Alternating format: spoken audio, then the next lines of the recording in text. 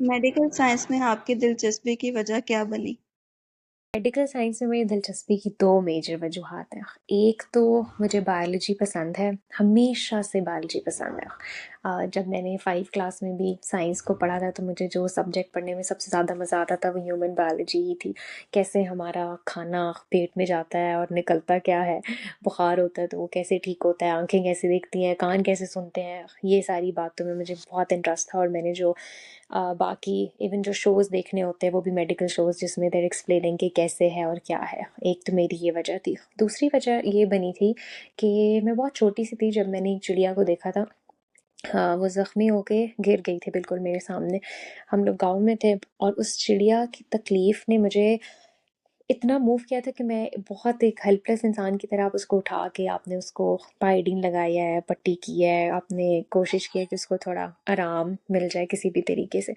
तो उससे मुझे ये एहसास हुआ था कि मैं किसी इंसान को जब फिज़िकल पेन में ख़ास तौर पे देखती हूँ तो नेचुरली मेरी अपनी लाइफ या मेरी अपनी ज़ात उस टाइम बहुत पीछे चली जाती है और मेरी फ़र्स्ट प्रायोरिटी होती है कि मैं उस पेन को किसी भी तरीके से रिलीव कर सकूँ। इवन अगर उसका मतलब सिर्फ जाके किसी के साथ बैठ जाना है, किसी का हाथ पकड़ लेना है, अगर वो हेल्प कर रहा है। पेन गेटिंग एक मैकेनिज़्म है साइकोलॉजी के अंदर, उसके through.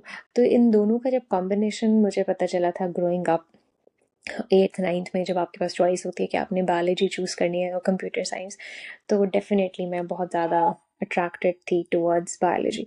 So I chose biology और उसके बाद फिर वो जो पाथवे था it led me to become a doctor. And also जो एक ख़ानदान का पढ़ने वाला बच्चा होता है ना, और क्लास में भी जो पढ़ने वाला बच्चा होता है उसको भी फिर यही पाथवे दिखाया जाता है। बट मुझे ऐसा लगता है कि अगर मुझे दोबारा जाके चूज़ करना पड़े तो मैं दोबारा यही चूज़ करूँगी, मेडिसिन। और फर्स्ट ईयर में थी शायद मैं, तो तब मैंने इसके लिए एक लाइन लिखी थी। एक उन्वान है उसका, मोहब्बत। अब तो खैर हो गई मुझको, ये दानिस्ता भी होती तो तुम ही से होती। तो इट वाज फॉर मेडिसिन के अभी तो चलो मुझे बगैर सोचे समझे बहुत छोटी कच्ची सी उम्र से हो गई, लेकिन मुझे सोच समझ के भी मोहब्बत होती तो फिर भी इसी एक फील्ड ऑफ प्रोफेशन से होती। That's so nice and kind answer. तो एज अ गर्ल आपने क्या ऑब्जर्व किया है कि मेडिकल की फील्ड में लड़के और लड़कियों के लिए अपॉर्चुनिटीज में कोई डिफरेंसेस हैं? अपॉर्चुनिटीज़ में डिफरेंसेस इस तरीके से नहीं है, क्योंकि जैसे हम कहते हैं ना कि जैसे ऑर्थोपेडिक्स एंड सर्जरी है, वो ऐसी फील्ड है जिसमें लड़के ज़्यादा जाना पसंद करते हैं और लड़के ज़्यादा जाते भी हैं। उसमें ज़्यादा physical strength to an extent चाहिए होती है। तो उसके मुकाबले में हमारे पास गायनेकोलॉजी एंड ऑब्स्टेट्रिक्स है, जिसमें ख़ास तौर पे पाकिस्तान की कम्युनिटी में या मुस्लिम कम्युनिटीज़ में ज़्यादा प्रेफर ये किया जाता है कि उनको फीमेल गायनेकोलॉजिस्ट ट्रीट करे, तो वो बैलेंस हो जाता है। हमारे यहाँ प्रॉब्लम ये नहीं है कि गर्ल्स के लिए स्कोप नहीं है। जो लड़कियाँ पढ़ती हैं, स्पेशलाइजेशन करती हैं, उनके लिए the world is open and wide. It is not just Pakistan, पूरी दुनिया में जो मेडिकल डॉक्टर्स हैं, regardless of their gender, purely based upon their competence, are in demand. Problem ये होता है कि लड़कियां जब ग्रेजुएट होती हैं and then they get married, तो उस शादी के बाद वाला जो उनका उनकी ज़िंदगी शुरू होती है, उसमें उनसे जो एक्सपेक्टेशंस होती हैं कि अब उन्होंने फैमिली लाइफ, पर्सनल लाइफ और प्रोफेशनल लाइफ को साथ लेके चलना है, वहाँ पर बहुत ज़्यादा एग्जॉस्टिंग हो जाता है बहुत सारी लड़कियों के लिए कि वो सुबह उठेंगी, नाश्ता बना के जाना है, फिर 30 घंटे की हफ्ते में 2 दफ़ा ड्यूटी करनी है, अपनी कोई पर्सनल लाइफ नहीं है, वापस आके बच्चों को देखना, ख़ावंद को देखना, ससुराल की हर तरह की ज़िम्मेदारियाँ और चीज़ें। उसमें फिर मुझे लगता है कि इंसान का वो जो पैशन है ना, वो इवेपोरेट होता है और उसका वो जो मेडिसिन के साथ एक मोहब्बत वाला रिश्ता होता है, वो भी बहुत ज़्यादा सफ़र करता है। बहुत सारी लड़कियाँ उस एग्ज़ॉशन से आके इसको छोड़ भी देती हैं। इसीलिए हम देखते हैं कि ग्रेजुएट तो बहुत लड़कियाँ होती हैं, लेकिन उसमें से कंसल्टेंट्स बनने वाली या फिर एक्चुअल प्रैक्टिस करने वाली लड़कियों की तादाद कंपैरेटिवली मर्दों की मुनासबत कम होती है। लड़कों को ये एज होता है कि क्योंकि उनके ऊपर सिर्फ बाहर की जिम्मेदारी होती है, तो उनसे ये एक्सपेक्ट भी नहीं किया जाता कि वो घर में भी आके हर चीज़ संभालें और देखें और करें। और उनके पास करियर छोड़ने की चॉइस नहीं होती, क्योंकि वो फाइनेंशियली किसी के ऊपर डिपेंड नहीं कर सकते ना। अब लड़कियां हैं तो उन्होंने अगर मेडिसिन छोड़ भी दी तो वो फाइनेंशियली डिपेंड कर सकेंगे अपने बाप के ऊपर जब तक उसके घर हैं, फिर अपने शौहर के ऊपर जब शादी होकर वहाँ पर चली जाती हैं। तो जब वो फाइनेंशियली डिपेंड करेंगी तो उनके पास चॉइस आ जाएगी, they can earn for themselves और they can just sit at home and enjoy a life that their husband can provide to them। तो वहाँ पर आके फिर होता है। तो अपॉर्चुनिटीज़ का बिल्कुल कोई डिफरेंस नहीं है बट ये है कि जो हालात हैं या जो सोसाइटल नॉर्म्स का डिफरेंस है वो ज़रूर रिस्ट्रिक्ट करता है औरतों को, not just in medicine, in every field जहाँ पे वो एक्सेल करना चाहते हैं। लेकिन मेडिसिन इसलिए भी क्योंकि ये बहुत मेंटली भी डिमांडिंग है, फिजिकली भी डिमांडिंग है, एंड टू बी ऑनेस्ट मुझे तो स्पिरिचुअली भी डिमांडिंग लगती है। ओके, सो आपके अकॉर्डिंग फीमेल्स जो हैं वो ऐसी कौन सी डाइट या चीज़ को फॉलो करें जिसकी वजह से उन्हें मेडिसिन से कुछ रिलीफ मिल सके? Okay, okay.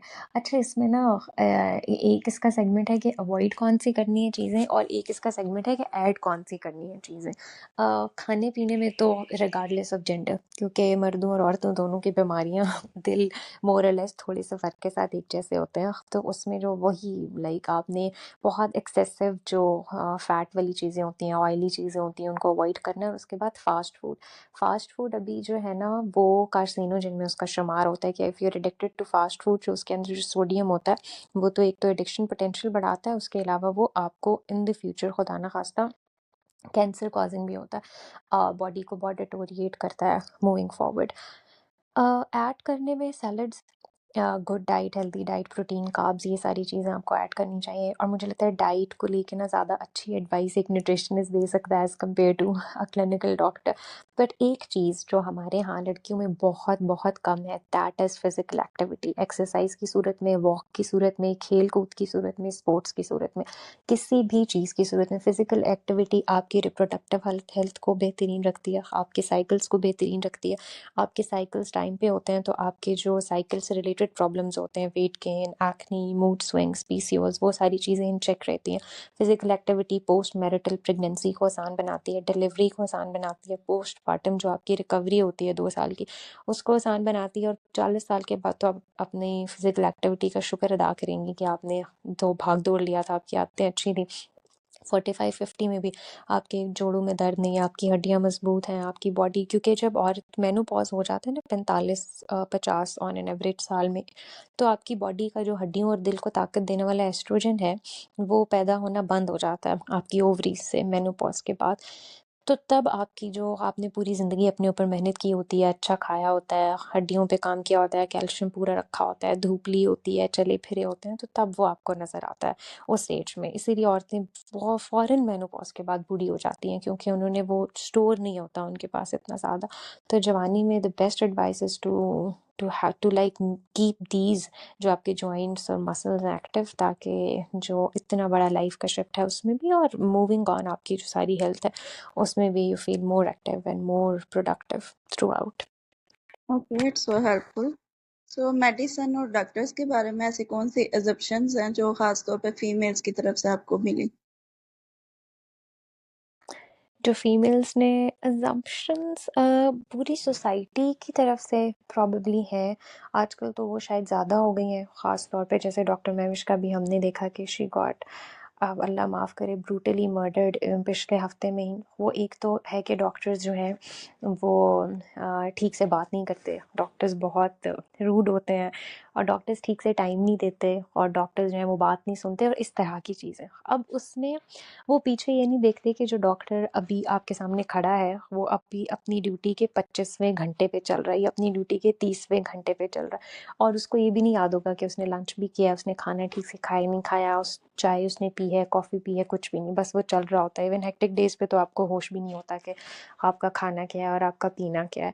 तो और दूसरा फिर टाइम नहीं देता। एक डॉक्टर की अगर एक टाइम पे इंटरनेशनल स्टैंडर्ड के मुताबिक फॉर एग्जांपल 10 पेशेंट चेक करने की कैपेसिटी है, उसके ऊपर 100 पेशेंट लादा होता है।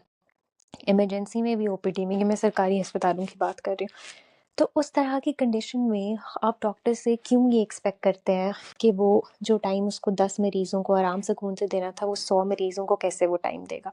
उसके बावजूद मैं कहती हूँ पाकिस्तानी डॉक्टर्स अपनी तरफ से जितना उनको प्रोवाइडेड अमाउंट ऑफ टाइम और रिसोर्सेज होते हैं बेस्ट देते हैं। फिर उसके अलावा उनकी जो इससे कंपनसेशन हो रही है, मॉनेटरी कंपनसेशन पे की सूरत में, वो दुनिया के सारे मुल्कों के मुकाबले में बहुत कम है, बहुत कम है। तो ये वाली मुझे लगता है कि हमारी सोसाइटी में जो डॉक्टर्स की स्ट्रगल है ना, क्योंकि हमें हमेशा से ये बताया जाता है कि हाँ बस डॉक्टर बन गए तो लाइफ सेट है, डॉक्टर्स की तो लाइफ कोई बहुत ही एक्सेप्शनल चल रही होती है, हालांकि ऐसा नहीं है। There are many dark unfortunately truths and realities behind that very fancy white coat.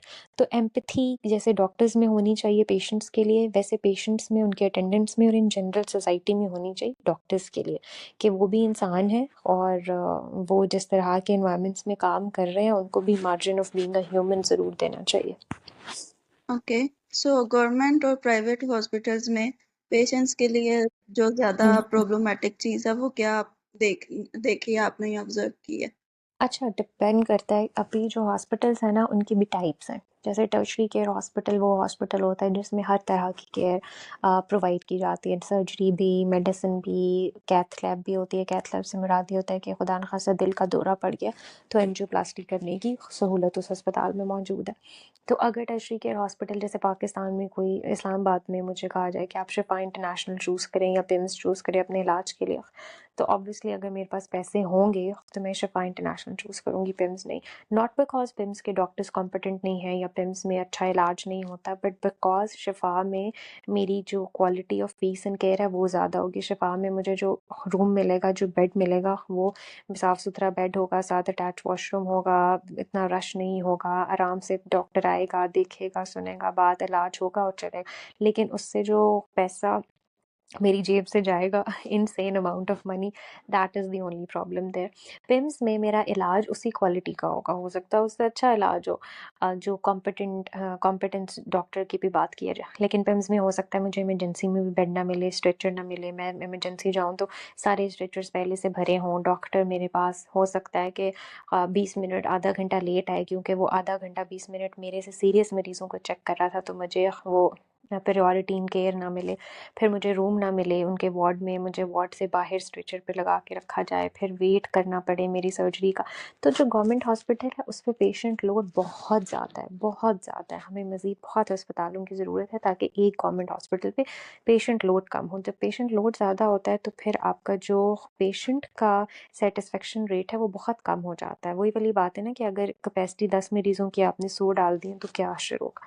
In comparison to that अगर अच्छा प्राइवेट हॉस्पिटल है, आप अफोर्ड कर सकते हैं तो ज़रूर जाएं, लेकिन अगर आप नहीं अफोर्ड कर सकते, पैसों का मसला है, तो आप गवर्नमेंट हॉस्पिटल में ही जाएंगे, आपके पास और कोई ऑप्शन नहीं है। लेकिन रेस्ट अश्योर्ड कि गवर्नमेंट हॉस्पिटल का इलाज भी अच्छा ही होगा। दोनों ने एक ही तरह की चीज़ें पढ़ी होती हैं, बल्कि गवर्नमेंट हॉस्पिटल वालों ने तो इतने मरीज़ देखे होते हैं कि उनकी ट्रेनिंग डिफरेंट होती है। इट इज़ जस्ट कि आपको सफ़र करना पड़ेगा ज़्यादा गवर्नमेंट हॉस्पिटल में जाके, वहाँ के रिसोर्सेज की वजह से, वहाँ के डॉक्टर्स की वजह से नहीं।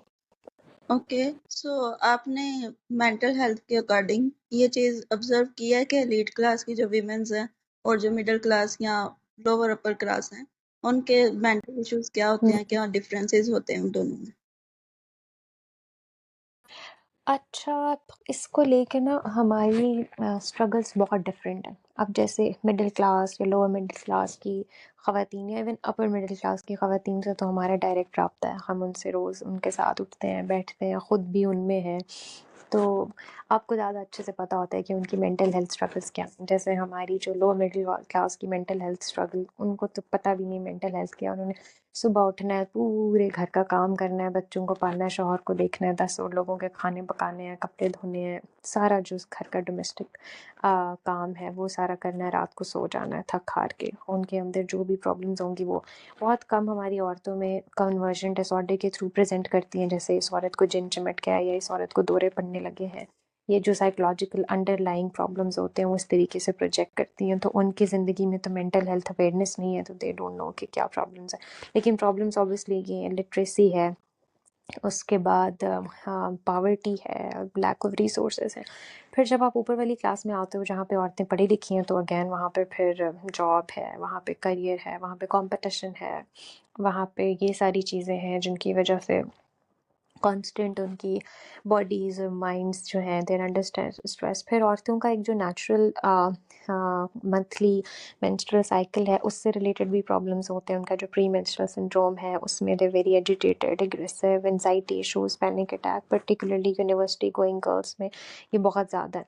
जब आप इससे ऊपर जाते हो एलीट क्लास में, तो मुझे लगता है कि maybe there mental health problems have more to do with some kind of emptiness that they feel inside, या फिर उनका जो है ना वो आप कह लें कि एक void जो वो महसूस करती हैं despite having everything, तो वो वहाँ पर आता है। बट ये है कि वहाँ पर उन ख़वातीन को एक्सेस है to mental health therapies, to resources जहाँ पे they can go and talk about it.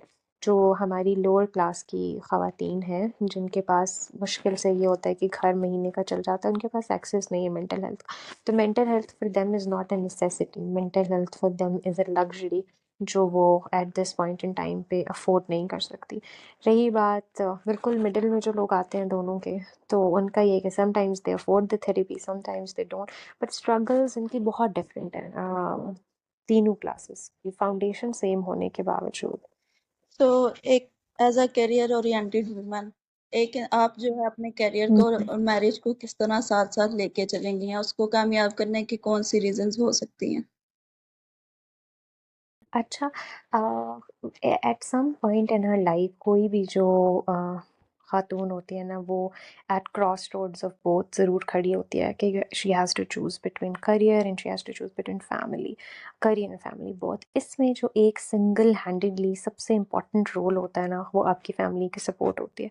How supportive your husband is of your career. अगर आपके हस्बैंड ऐसे हैं जिनको इस चीज़ की एक्नॉलेजमेंट नहीं है कि you are working hard in your career, that you want to be somewhere in your career, then आपके लिए बहुत मुश्किल हो जाता है, क्योंकि अब आपको करियर को भी सेटिस्फाई करना है, अब आपको फैमिली को भी सेटिस्फाई करना है, और दोनों की इक्वल रिस्पॉन्सिबिलिटी होती है। बट अगर you are lucky enough that you got married in to a family जहाँ पे your husband is supportive of what you're doing, और आपके इन लॉज भी सपोर्टिव हैं, तो वो आपको सपोर्ट का सब मतलब ये नहीं होता कि आप सिर्फ बोल दो कि oh I support you any time से। सपोर्ट का मतलब ये भी होता है कि जब वो इंसान जो अपने करियर की वजह से फैमिली के बहुत सारे ओकेजन्स, बहुत सारे टाइम्स पे अवेलेबल नहीं होता, तो उस चीज़ को अंडरस्टैंड किया जाए कि आज ये यहाँ पर या इस जगह पर मौजूद नहीं है, तो इसका मतलब है कि ये अपने करियर से रिलेटेड किसी चीज़ पे मौजूद है या वर्किंग ऑन समथिंग एल्स या वहाँ पर है, तो उसको उसके लिए प्रॉब्लम ना बनाया जाए, ताकि वो इंडिपेंडेंस के साथ आसानी से अपने करियर के ऊपर फोकस कर सके, एग्ज़ाम्स दे सके, बाहर जा सके, या कंट्री के अंदर भी हॉस्पिटल्स में जॉब कर सके या व्हाट्सएवर। तो मुझे लगता है कि लड़कियों को शादी करते हुए, ख़ासतौर पे करियर ओरिएंटेड जो ख़वातीन हैं, उनको शादी करते हुए अपने पोटेंशियल स्पाउस से बहुत डिटेल में डिस्कस करना चाहिए कि मुझे ये वाली ज़िंदगी चाहिए और मैं अपने करियर में यहाँ पहुँचना चाहती हूँ, और उसका वहाँ पर पहुँचने के लिए ये स्ट्रगल्स हैं। तो if you are ready to be with me in those struggles, then sign up for it. आप ये करके कि ऐसे ऐसे फैमिली में शादी करके जिसके डायनामिक्स में बहू का वाहिद मकसद शौहर के साथ होना और सर्व करना है पूरी फैमिली को, हालांकि उसमें भी अगर that is what you choose for yourself, there is absolutely nothing wrong in that. तो फिर आप उनको ऐसी लड़की चूज़ करने दें जिसने यही करना है। अगर आपने भी ये करना है, गो फॉर इट। लेकिन अगर आपने ऐसा नहीं करना, आपने करियर को साथ लेके चलना है, तो बेटर इज़ के to talk about all of these things with your spouse beforehand and then proceed forward with whatever you do in your life. Okay, so toxic marriage के आप कौन से रीजन देखती हैं? Like अगर एक्सपोर्टिव दोनों sides हैं, तो उनमें आजकल की कौन सी हम्म। प्रॉब्लम आती है जिसकी वजह से उन्हें सेपरेट होना पड़ता है, या वो टॉक्सिक या अब्यूजिव बन जाते हैं? अच्छा, दोनों अगर हेल्दी रिलेशनशिप है और हेल्दी कपल है, तो मुझे लगता है एक चीज़ जो दूसरों मतलब मियाँ बीवी को एक दूसरे से दूर लेके जाती है, वो फिनेंशियल स्ट्रेस है।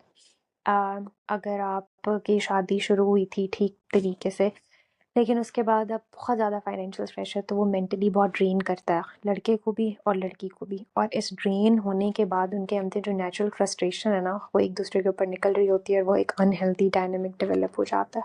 दूसरी जो चीज़ मुझे लगता है कि शादी के बाद बहुत सारे कपल्स जो स्टार्ट बहुत उन्होंने हेल्दी किया होता है, they stop putting in active and conscious effort. और एक्टिव कॉन्शियस एफर्ट से मेरी मुराद ये है कि यू आर जैसे as a woman you are getting ready for your husband, वो घर आए हैं, you are smiling at him, आप बहुत अच्छा सा तैयार हुआ है, आपने अपना पहले से बहुत ज़्यादा ख्याल रखना शुरू कर दिया शादी के बाद। क्योंकि पहले तो आपको किसी के लिए सजने संवरने के कोई ख़ास अहकामात नहीं थे, लेकिन इसके बाद होते हैं कि मुझे अपने हस्बैंड के लिए सबसे प्यारा लगना है, and husband should also have this sense कि मुझे अपनी वाइफ के लिए सबसे प्यारा लगना है। और उसके अलावा मुझे कॉन्शियसली लाइक मेरे हस्बैंड को ये चीज़ पसंद है, तो मुझे वो चीज़ करनी है, या मुझे ये छोटा सा सरप्राइज़ प्रिपेयर करना है। ज़रूरी नहीं है कि हमेशा उसमें बहुत lavish amount of money involve हो, कुड बी एनीथिंग जो घर में हो सकती है। They can have a lot of fun together, games खेलना, एनीथिंग जो उन्हें हेल्दी फन और हैप्पीनेस की एनर्जी के ऊपर बॉन्ड करे। ये नहीं कि आपकी शादी हो गई है और आप मोनोटोनस ज़िंदगी गुजार रहे हो कि हाँ शादी हो गई है, अब शादी के बाद कलर्स ज़िंदगी से निकल जाते हैं, ज़िंदगी बोरिंग हो जाती है, क्योंकि आप एक्टिवली दोनों मिलकर काम नहीं कर रहे होते उसको फन एंड एडवेंचरस बनाने के लिए। तो वो जो बोरियत वाला एलिमेंट है वो भी with the span of time could result into frustration, could result into unhealthy energy. तो इट इज़ वेरी इंपॉर्टेंट कि कॉन्स्टेंटली अब एक दूसरे के रिश्ते के ऊपर काम करते रहो, एक दूसरे की खुशी के लिए, एक दूसरे के पीस के लिए काम करते रहो। तीसरी जो चीज़ है वो थर्ड पार्टी इंटरवेंशन भी मैरिजेस को ख़राब करती है। Third party could be anything. Third party लड़की के माँ बाप, बहन भाई, दोस्त अहबाब, जानने वाले रिश्तेदार, पड़ोसी भी हो सकते हैं, और थर्ड पार्टी शौहर की साइड से भी लोग हो सकते हैं जो उनको अपने शौहर या बीवी के ख़िलाफ़ कोई भी बात बताते हैं या मजाक में या किसी भी चीज़ में। तो एक तो अपने अंदर मुझे लगता है principle of zero tolerance build कर लेना चाहिए फॉर योर स्पाउस। कोई इंसान सही बात कह रहा है, गलत बात कह रहा है, इट इज़ वेरी इंपॉर्टेंट कि आप बाउंड्री ड्रॉ करो और आप अगले इंसान को बताओ कि यहाँ से आगे आप नहीं जा सकते। मैं सामने बैठी हुई हूँ तो किसी की ये ज़रूरत नहीं होनी चाहिए कि वो मेरे स्पाउस के बारे में कोई गलत बात करे, कोई बदतमीज़ी वाली बात करे या कोई डिग्रेडेशन वाली बात करे। वो अनएक्सेप्टेबल होता है, क्योंकि आपको लग रहा होता है कि हाँ ये बात है मुझे अफेक्ट नहीं करेगी, लेकिन वो आपको अफेक्ट करती है, वो बात आपके जहन में रहती है। सिमिलर आप शौहर के सामने बीवी की बुराइयां करोगे, मजाक मजाक में भी करोगे तो वो बात स्टिक करेगी। तो शौहर को भी ये बाउंड्री सेट करनी चाहिए कि you can not talk about my wife in front of me. तो ये, और वो तो like this is a discussion, बहुत सारी चीज़ें, बट मुझे लगता है कि ये तीन चीज़ें on human to human level और एक जो स्पिरिचुअल लेवल के ऊपर, दैट इज़ गॉड कॉन्शियसनेस, जो सिंगल मोस्ट इम्पॉर्टेंट प्लेयर है उन दोनों के साथ, दैट इज़ गॉड कॉन्शियसनेस। वो जो ट्रायंगल वाली थेरी नहीं है कि मियाँ बीवी ट्रायंगल के एक एक कॉर्नर के ऊपर खड़े हैं और उसका जो थर्ड कॉर्नर है जिस पे दो लाइंस जाके आपस में मिलती हैं, it is there, it is God या इट इज़ दीन। तो वो जितना जितना थर्ड के पास जाएंगे वो उतना उतना एक दूसरे के करीब आएंगे, और उनमें से दोनों खुदा से दूर जाएंगे या फिर एक करीब आएगा एक दूर जाएगा, तो वो दूर जाते रहेंगे। तो इसीलिए गॉड कॉन्शियसनेस आपको कहती है, आप गॉड कॉन्शियसनेस आपको बताती है कि आपने लॉयल रहना है, आपने कंपैशनेट रहना है, आपने अपना बेस्ट सेल्फ रहना है, आपने सिंसेयर रहना है, आपने ख्याल रखना है, आपने केयरिंग रहना है। तो आप वो सारी चीज़ें जब अल्लाह ताला के लिए भी कर रहे होते हो तो आपका इन रिटर्न एक्सेप्टेंस, एक्सपेक्टेशन भी कम हो जाती है, और ये हो जाता है कि आपको फोर्स नहीं करना पड़ रहा होता अपने आप को कि नहीं भी हो रहा तो फिर भी करना है, इट स्टेज इंटैक्ट। तो मुझे लगता है कि अगर इन चीज़ों का ख्याल रखें तो यू कैन बी, अच्छी ज़िंदगी गुजारी जा सकती है। Okay, it is so helpful. So my next question is that कि एक इंसान जो टॉक्सिक बिहेवियर में बड़ा हुआ है, तो अगर आगे जाके अगर वो अपनी पसंद का इंसान भी चुने मैरिज के लिए, तो वो उसके साथ वही बिहेव करेगा टॉक्सिक जो उसने बचपन में देखा था, या वो उस चीज़ को कन्फ्रंट करेगा और चेंज करेगा?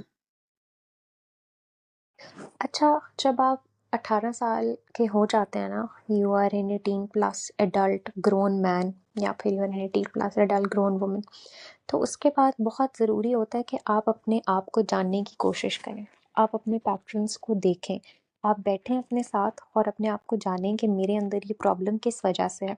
फॉर एग्ज़ाम्पल, मेरे अंदर बहुत ज़्यादा एग्रेशन है, तो मेरे अंदर ये एग्रेशन किस वजह से है, उसको बेशक रूट बैक करें, go back to your childhood, see कि वो किस किस किस वजूहात पे डेवलप हुआ है और अब उसको तोड़ने की क्या क्या रीजंस हैं, अब उसको कैसे ख़त्म किया जा सकता है, उस एग्रेशन को कैसे ख़त्म किया जा सकता है, या फिर इनसिक्योरिटी बहुत से लोगों में होती है, उसको कैसे ख़त्म किया जा सकता है। डे बाय डे कतरा कतरा उस चीज़ के ऊपर काम करें ताकि वो फिक्स हो।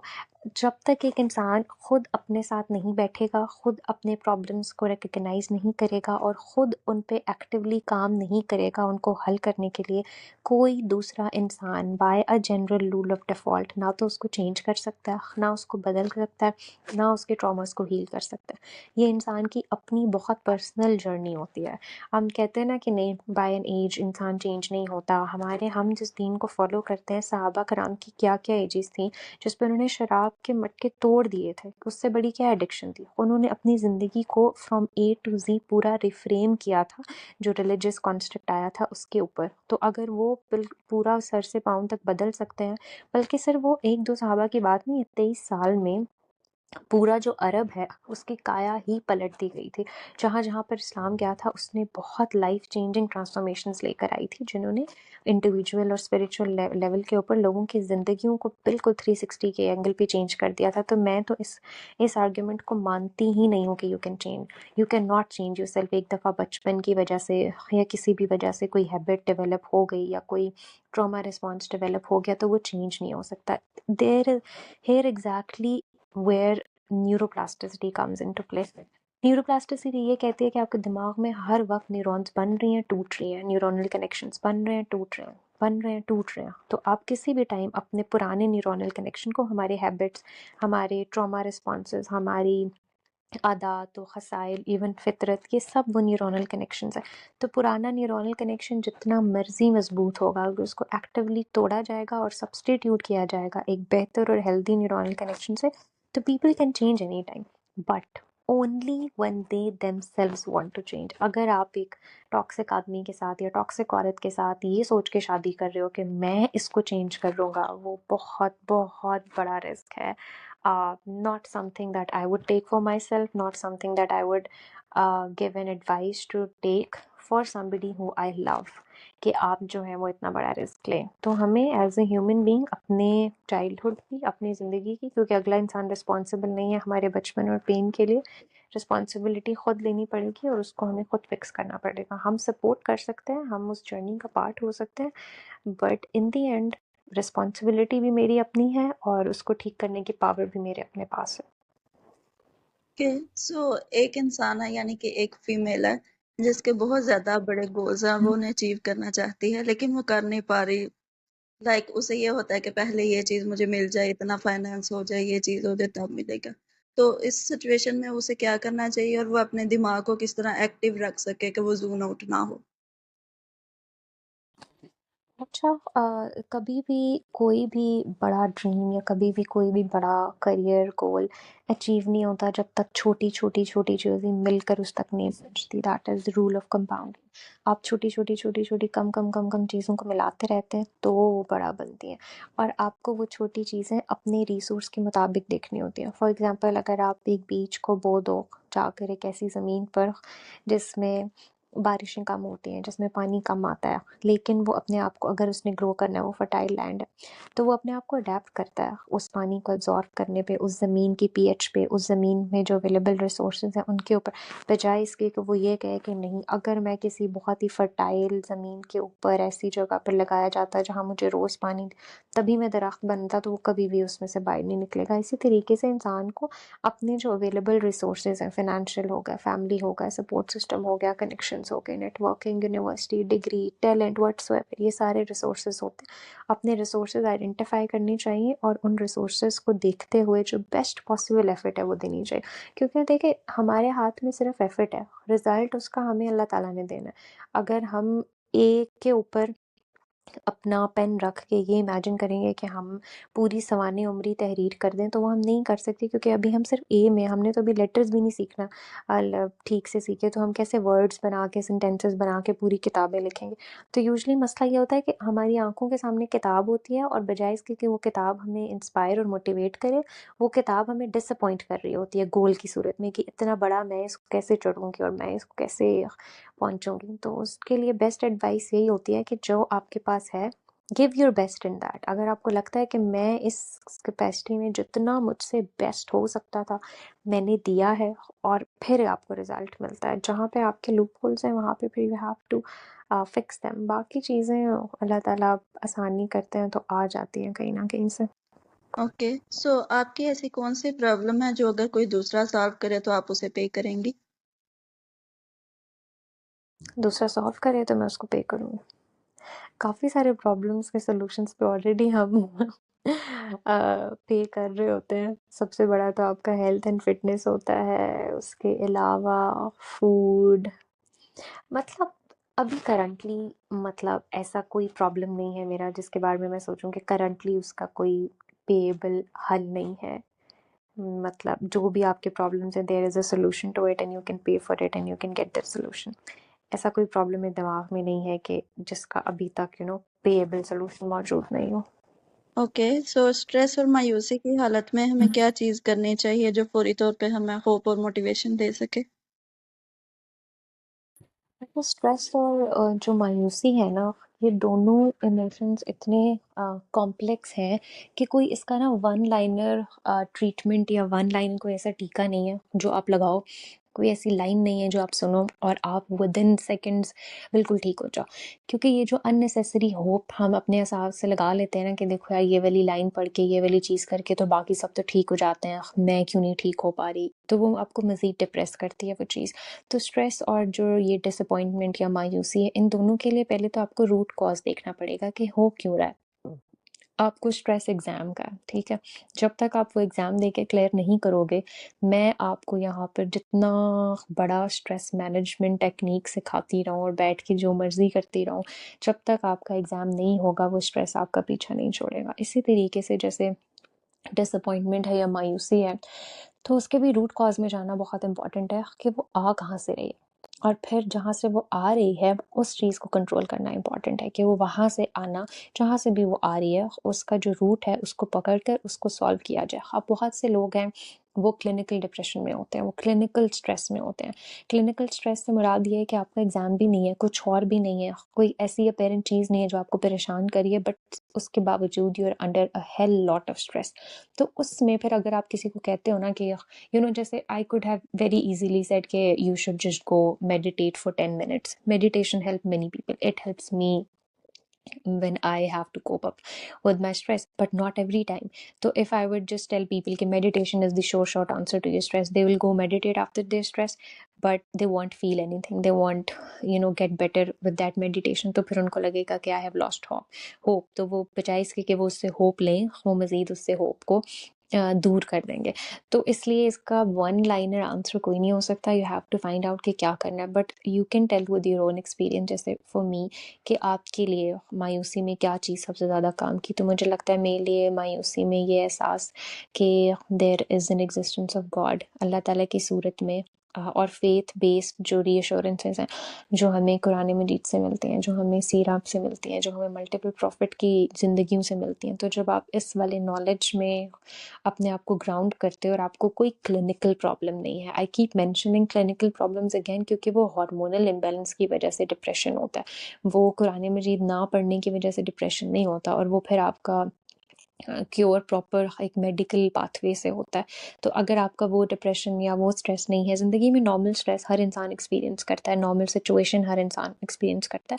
तो मेरे लिए जिस चीज़ ने मुझे लगता है मेरे नर्व को डेवलप किया, जिस चीज़ ने मेरे बैकबोन को स्ट्रॉन्ग किया, जिस चीज़ ने मुझे ऐसा बनाया कि अब कोई बहुत बड़ी स्ट्रेसफुल सिचुएशन भी होती है तो I don't panic in that, मेरा दिमाग खौफ में और डर में और सिम्पैथेटिक स्टिमुलेशन में नहीं चला जाता, मेरा दिमाग बहुत काम रह के सोल्यूशन की तरफ आता है और उस चीज़ को टैकल करता है। और जब वो हो जाती है तो फिर इंसान सोचता है कि ये मैंने कैसे किया, ये तो इतना मुश्किल था, ये कैसे हुआ। तो वो मुझे लगता है कि वो जो ग्राउंडिंग और वो जो पावर और स्ट्रेंथ आप अल्लाह ताला से ले रहे होते हैं ना, दिन में 5 दफ़ा पूरे अपनी तरफ से एफर्ट के साथ नमाज पढ़ के और फिर डेली कुरान मजीद के साथ, क्योंकि कुरान की जो रिफ्लेक्शंस हैं वो इंसान को डिवाइन पावर का एहसास दिलाती हैं कि मेरे जो भी प्रॉब्लम्स हैं ना उनको हल करने वाला जो है और उसकी जो एंटिटी है उस तक मेरी रसाई है।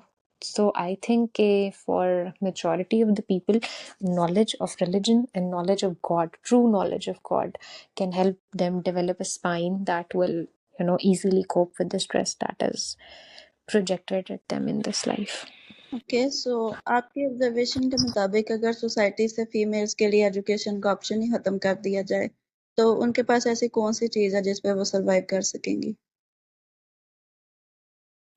फीमेल्स बहुत अरसे से एजुकेशन के बगैर अपनी बॉडी और अपनी सिर्फ एग्जिस्टेंस और जो डोमेस्टिक लेबर वो प्रोवाइड करती आई हैं उसी पे सरवाइव कर रही हैं। उनको तो वोट का हक भी अभी मिला है, but this would be the kind of world जिसमें इनजस्टिसेस और जो पावर डिफरेंस है वो इतना ज़्यादा होगा कि फ़ीमेल वहाँ पे as a human entity survive करना उनके लिए बहुत मुश्किल होगा। वो फिर जैसे अरसे ज़माने दराज से ग़ुलामी की सूरत चली आ रही थी वही कंटिन्यू करेगी। And in this world and मुझे लगता है कि we can not imagine a world जहाँ पर आप ख़वातीन से एजुकेशन का राइट पूरे तरीके से छीन लें। We are living in a world जहाँ पर हम लोग कॉन्स्टेंटली एक स्टेट में होते हैं वेयर एजुकेशन यहाँ से अब आगे ही जाएगी, एजुकेशन यहाँ से पीछे नहीं आ सकती।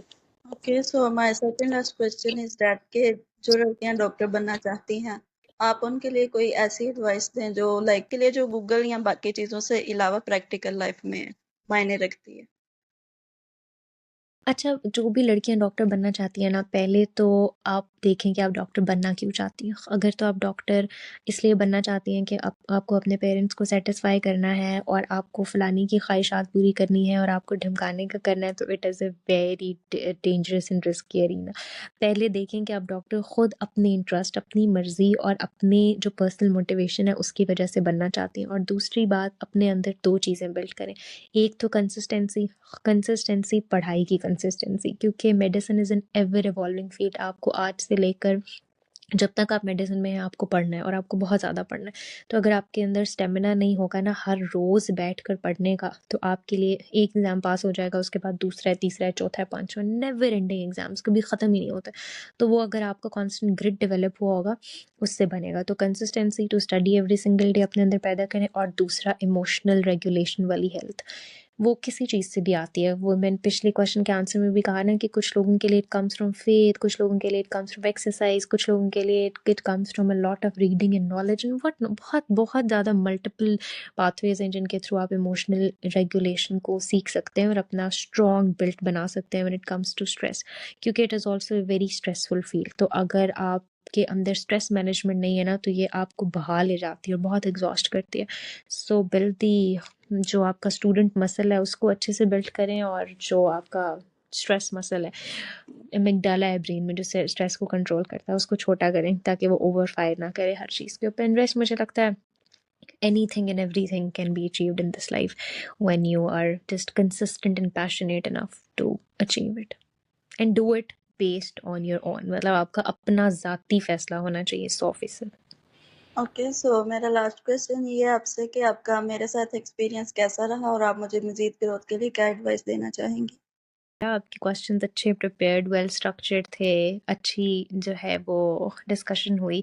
एक चीज़ जो आई कुड ऐड इज़ कि मतलब जैसे अगर मैं किसी का इंटरव्यू ले रही हूँ या मैं किसी से बात करूँगी, तो उनका जो जवाब होगा ना उस पर मेरी कोशिश होगी कि 1 या 2 लाइन्स मैं ख़ुद से भी ऐड करूँ, क्योंकि वो रेसिप्रोकली ना एक हेल्दी डिस्कशन बना देता है। मतलब वो फिर क्वेश्चन आंसर सेशन नहीं लगता, फिर वो डिस्कशन लगती है कि 2 लोग मिल बैठ के बात कर रहे हैं किसी चीज़ के ऊपर।